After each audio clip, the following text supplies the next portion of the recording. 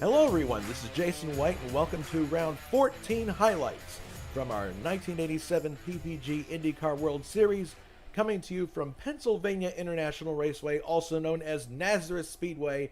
It's the Bosch Sparkplug Grand Prix.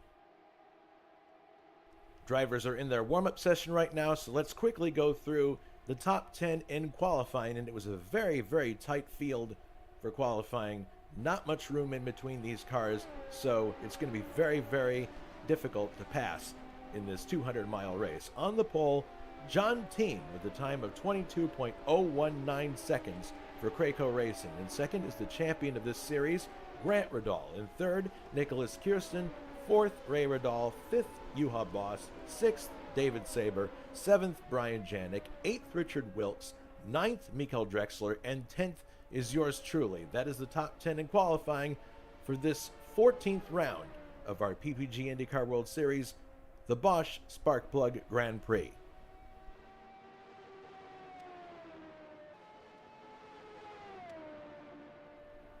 So here we are at Pennsylvania International Raceway. Later on it would be called Nazareth Speedway. This is a 1-mile tri-oval. Some people say that it has more than 3 corners. Some say it has 5 because there's some kinks here and there. But it's a very unusual oval for the simple reason that there is elevation change. When you enter the back straightaway, you're going downhill, and then when you get back to the tri-oval section, you're going uphill. So that is definitely going to play into the setup for the drivers today. Some may even consider this more of a road course than an oval. Indeed, it has rumble strips on the apexes in some of the corners. This track was built by Roger Penske. He purchased the land back when Nazareth Speedway was a dirt track, and in typical Penske fashion, he turned out a beautiful facility, immaculate in every sense of the word, and unfortunately this track has been left to go to seed. If you go to find it on Google Maps, you'll find that it's overcome with weeds and just, disused, and it's kind of sad. But in its day, this was a very interesting course. And an extremely tight oval, very fast, kind of like Phoenix in terms of how quick things happen, but there's much less margin for error here. It's very tight, and if you miss an apex or have a miscommunication with someone, that could be the end of your day. So we're going to have to pay close attention to that, and our drivers, as I mentioned, were very close in terms of qualifying time, so passing is going to be very difficult in this race. So let's take a look at the point standings going into round 14. Grant Riddall is the series champion. He's locked it up with 184 points. In second is our pole sitter for this race, John Team, with 137 points. Third is Anders Nilsson. He's not in this race, but even on a limited schedule, pretty impressive. He's got 133 points. In fourth is Nicholas Kirsten with 132 points, and then Brian Janik enters the top 5 with 105 points. And just to remind you of the way that points are scored in this PPG IndyCar World Series, 20 points goes to the winner, 16 for second, 14 for third, 12 for fourth, 10 for fifth, 8 for sixth, and then 6, 5, 4, 3, 2, and 1. Down the line, top 12 scoring points. 1 point is scored for pole position, so that means that John Team has scored 1 more point than that graphic shows. 1 point is scored for the most laps led. Finishers and non-finishers score points, and that's going to be critical by the end of this one, I can tell you that. And all rounds count towards the championship total. No funny math that we have to do with drop scores, which I'm very happy about. And let's remind everybody of the tire and fuel limits for this series. Everybody has unlimited tires for the event, but in this particular race, which is 200 miles, everyone is limited to 3 full tanks of fuel. That's 122.36 US gallons, or 463.2 liters for the race, and you must start with a full tank of fuel. Coming up at ISO, the 8th ADAC Bavaria Rennen Salzburg Ring. This will be round 6 of 13 in our 1980 D-Round Division 2 series. This one will be carried live on Sunday, November 16th. The race will start at 2000 CET. Trivia question for you to ponder during today's race. Who holds the official kart race lap record at Nazareth Speedway from 1987 to 2004? Was it A, Greg Moore? Was it B, Brian Herta, or was it C, Alex Zanardi? We'll have the answer later on in this highlights package. All right, so let's get to it. 200 laps, 200 miles. On the pole is John Team in the Craco March 87C Cosworth, and there he is. Going to second place, we have Grant Riddall driving for the Rayner team, number 10. Third, Nicholas Kirsten driving for Budweiser True Sports. In fourth, we have Ray Riddall driving for Dick Simon Racing. Fifth, we have Juha Boss for AJ Foyt Enterprises. In sixth, we have David Saber for Vince Granatelli Racing. Seventh is Brian Janik in the Skull Bandit for Curb Racing. And then in eighth, we have Richard Wilkes and his one-time teammate for this race, Miguel Drexler, both Gallus Racing. 10th is yours truly in the Newman Haas Lola number 5. 11th is David Wattman driving for the Alex Morales team. In 12th, we have Filippo Marazzi driving for Hemmelgarn Racing. And then rounding out the field, we have Jules Bouchard, there he is, driving the number 23 Dick Simon Racing entry. Bruno Chacon did practice on the server but elected not to start the race. All right, so the pace car is coming in. The cars are all lined up. Field is now under the control of John Team as they enter the final turn. It'll be interesting to see who gets the jump here. Coming around, waiting for the green flag to start the race.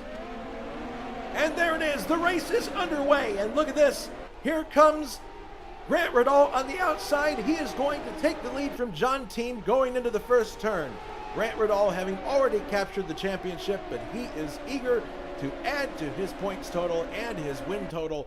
Grant Riddall leading for Rayner Racing. In second is John Team. Third, Nicholas Kirsten in the True Sports entry. Everybody looking very clean and tidy so far. Considering how tight a track this is, that's a very good sign. Right behind Nicholas Kirsten, you can see Ray Riddall. And then we have Juha Boss for AJ Foyt Enterprises.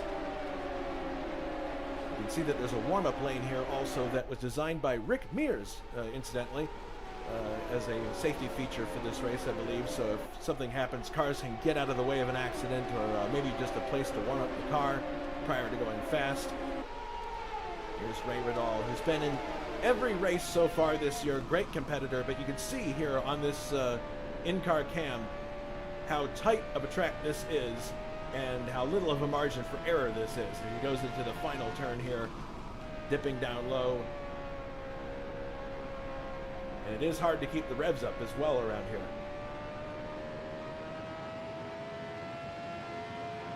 Moving ahead now to lap 9, and here's John Team with a challenge for the lead. On Grant Riddall, takes away the inside line, and he's through into the lead. Grant Riddall fights back on the outside, but can't do much out there. John Team takes the lead in his Craco March 87C Cosworth. Look at that, a very, very close call between Grant and Nicholas Kirsten there. Moving ahead to lap 15, and this one is unfortunately too close. Nicholas Kirsten goes to the inside, tries to take the position, and they bounce off each other, and Grant goes straight into the wall, ripping off the right-hand side of his car. Really unfortunate.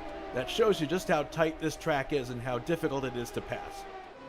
And on lap 26, another graphic example as Ray Riddall runs a bit too high into the gray, tags the wall, takes the front wing off, enters the next turn with no front downforce, boom, into the wall, out of the race. Really unfortunate, but that's the nature of this course. And then on lap 55, this is Nicholas Kirsten running second with Richard Wilkes for close company in third. The back end just gets away from him, and that's enough to have him tag the wall. Richard Wilkes goes on into second place, and unfortunately Nicholas is done for the day. Moving ahead now to lap number 65, and this is where we start to see the first pit stops. Everyone is expected to make at least 2. Here comes the leader, John Team, into the pits using the access road, which is actually, the entrance is on the back straightaway. Exit is also there as he gets checked up a bit by Filippo Marazzi, and here comes Richard Wilkes, who inherits the lead. Sweeping around in the tri-oval, and of course, everybody is working to the same fuel numbers, and it's not long before everybody has to come in, so this lead was short-lived. Here comes Wilkes in for his own service onto the Axis Road, and that's going to promote Brian Janik into the lead, but not for long. Everything looking relatively smooth here, but he looks like he's moving a little on the slow side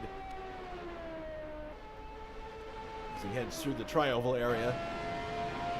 Now we jump on board with him, and it appears that he may have stretched this one lap too far.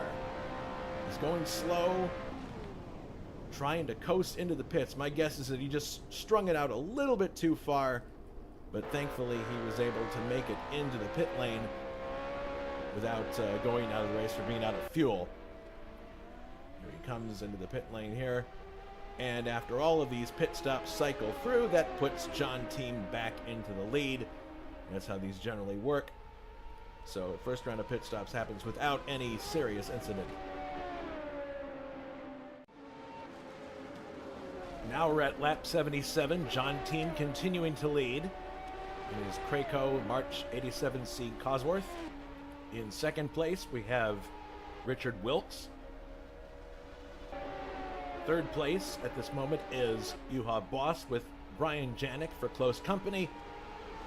Heading into the third turn, Juha gets a bit high, but that's not the real problem here, as Brian Janik hits the wall, loses the right side of the car. But watch what happens here. John Team just happens to be coming around, clips him a little bit, and into the wall, and that is the end of the race for John Team. Really nowhere to go there. Innocent party. You can chalk that one up as a racing incident for sure. Then on lap 88, we have a nice battle here between David Watman and Filippo Marazzi. Coming down the back straightaway, Marazzi slips underneath Watman and takes fourth place in a nice tidy maneuver. Good racing between these two. Then on lap 95,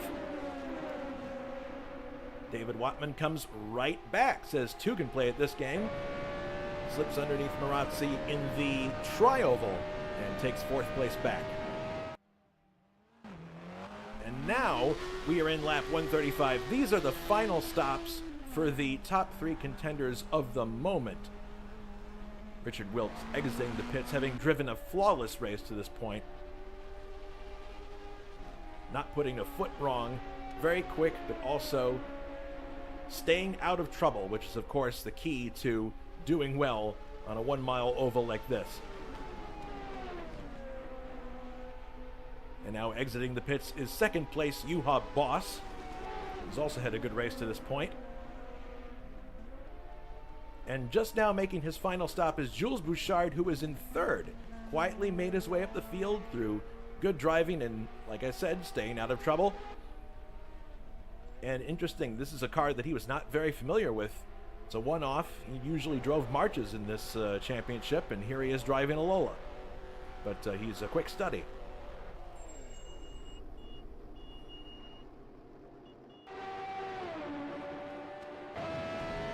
Lap 171. Here's Juha in second place, trying to keep it clean, but maintaining concentration at this place is so hard. And here he just misses the apex of turn 2 and brushes the wall enough to take both the front and rear wing off. But I would like to call attention to the fact that he does not lose control of his car. He calmly gets it down to the pit lane entrance, does not involve anybody else, and he's able to get it into the pits, make the repairs, and continue in the race. And yes, he lost a lot of places and some time. He went from second all the way down to seventh, but that could have turned out far, far worse. And here he is, emerging from the pit lane to continue. Really well handled. The normal reaction in a situation like that is to panic. He did not panic. He did exactly what he should have done. Fantastic. Now, lap 195, here I am, stalking Filippo Marazzi and passing him for fourth place on the road. But there's something going on here that I wasn't aware of. He also gets passed by Yuha easily, and we see now that he's slowing down, so something's not right. The XML showed the reason for his retirement as suspension, but I'm thinking this is a fuel starvation issue. He may have just run the car a bit too hard, too long, and ran out of fuel. Final lap for Richard Wilkes, who's driven a fantastic race. He's going to finish 3 whole laps in front of Jules Bouchard, who's going to finish second. You heard me right, 3 laps. And if that's not an indication of his skill behind the wheel, I don't know what is. Here he comes to the line, takes the checkered flag. Richard Wilkes wins the Bosch Sparkplug Grand Prix. Here comes Bouchard. He inherited second place from Yuha after his incident. He takes second place, very well deserved. Here's David Watman coming across for third place. Great result for him. And here's David Saber taking fourth, and you notice that wing that's on the track, that belongs to me. And I had a wall banging incident of my own on the very last lap. Conveniently, I don't get to show it because it happened at the same time as the finish. But there I am sulking in the garage. I did, thankfully, cover enough ground to be placed in 5th and claim the points that go with it. So that's your top 5 finishing this Bosch Sparkplug Grand Prix. And here is our winner, Richard Wilkes, pulling into the winner's circle. A very well-deserved win for him, for Gallus Racing, and for the Brabham Honda engine. Remember, it's a unique motor in this car. Here's Wilkes trying to do donuts, but he doesn't have a lot of room to do so, unfortunately. So here are the point standings after round 14, the Bosch Sparkplug Grand Prix. Grant Riddall still in the lead, of course, the champion with 184 points. John Tiemann second with 143. Nicholas Kirsten in third with 135. Anders Nilsson in fourth with 133. And Richard Wilkes enters the top 5 on the strength of his win with 114 points. He also got the single point for leading the most laps in the race. So we have one more round to go at Tamiami Park, and it'll be interesting to see who becomes the second place driver for the end of the championship. Trivia question, once again, who holds the official kart race lap record at Nazareth Speedway 1987 to 2004? Was it A, Greg Moore, B, Brian Herta, or was it C, Alex Zanardi?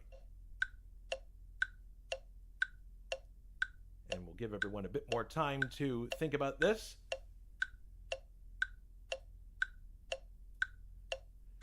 The time is up, and if any of you out there guessed the late, great Greg Moore, then you are correct. 19.514 seconds in 1998. Very impressive. So that was round 14 of the PPG IndyCar World Series 1987 edition here at ISO. Thank you very much for watching this highlights package. We'll have another one for you after Tamiami Park. And before we go, a quick reminder that we are getting funds together for our server renewal, and your help is very much needed. If you can donate anything, please visit our website at internationalsimracing.org. Click on the Donate tab. Give whatever you feel comfortable giving. We are very grateful for your help and support of ISO. So, that'll close out this broadcast. We'll see you live for the DRM series. This is Jason White saying to everybody, take care and be safe.